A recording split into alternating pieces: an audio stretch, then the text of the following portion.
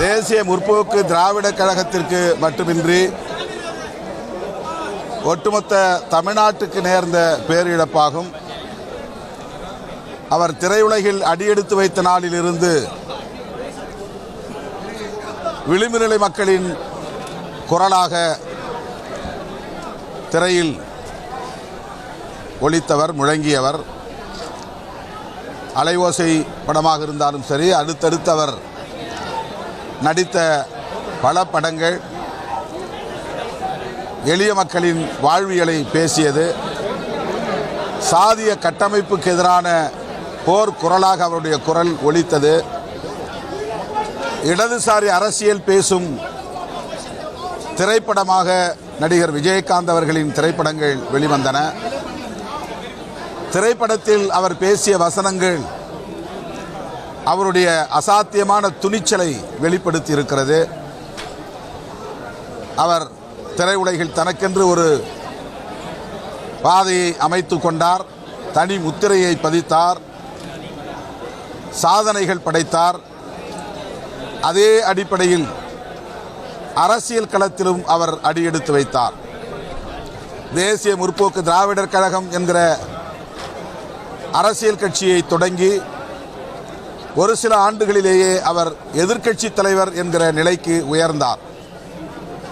தனிப்பட்ட முறையிலே 8% வாக்குகளை பெற்றார். ஒரே தேர்தலில், முதல் தேர்தலில்.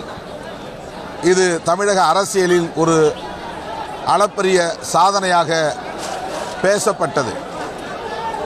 விருத்தாசலத்தில் போட்டியிட்டு அந்த இடத்தில் அவரால் வெற்றி பெற முடியாது என்று சாதியவாத சக்திகள், மதவாத சக்திகள் கூறிய போது அனைத்து வரம்புகளையும் தகர்த்துவிட்டு அவர் அந்த தொகுதியிலே வெற்றி பெற்று சாதனை படைத்தார். அவருக்கு முன்னதாக திமுக, அதிமுக போன்ற கட்சிகளுக்கு மாற்று சக்திகளாக பாமக, மதிமுக போன்ற அரசியல் கட்சிகள் எழுச்சி பெற்றன. ஆனால் அந்த கட்சிகளுக்கு பிறகு தோன்றிய தேமுதிக உருவாகிய சில ஆண்டுகளிலேயே எதிர்க்கட்சி அந்தஸ்தை எட்டி பிடித்தது. அவர் உடல்நலத்துடன் இருந்திருந்தால், சீரான உடல்நலத்துடன் இருந்திருந்தால் தமிழகத்தில் அசைக்க முடியாத ஒரு அரசியல் சக்தியாக நீடித்திருப்பார். அரசியல் களத்திலும் உள்ளொன்று வைத்து புறமொன்று பேசுகிற பண்பு அவரிடத்தில் இல்லை. மனதில் பட்டதை பளிச்சென்று பேசக்கூடியவர், வெள்ளை உள்ளம் கொண்டவர். குறிப்பாக தனிப்பட்ட முறையில் என் மீதும் விடுதலை சிறுத்தைகள் கட்சியின் மீதும் பேரன்பை பொழிந்தார். நாங்கள் மக்கள் நல கூட்டணியில் இணைந்து களமாடக்கூடிய வாய்ப்பை பெற்றோம்.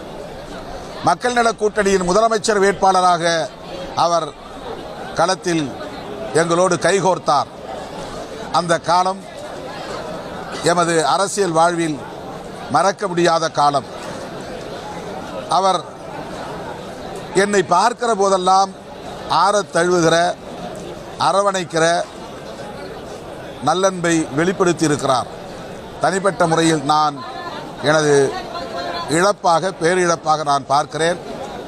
அவரை இழந்து வாடுகிற தேமுதிக தோழர்களுக்கும், அவருடைய குடும்பத்தாருக்கும், திரையுலகத்தினருக்கும் விடுதலை சிறுத்தைகள் கட்சியின் சார்பில் ஆழ்ந்த இரங்கலை தெரிவித்துக் கொள்கிறோம். லட்சோபலட்சக்கணக்கான விடுதலை சிறுத்தைகளின் சார்பில் அவருக்கு எமது செம்மாந்த வீர வணக்கத்தை செலுத்துகிறோம். நாளை நாங்கள் நடத்துவதாக அறிவிக்கப்பட்டிருந்த போராட்டத்தையும் அவருடைய மறைவை ஒட்டி தள்ளி வைத்திருக்கிறோம்.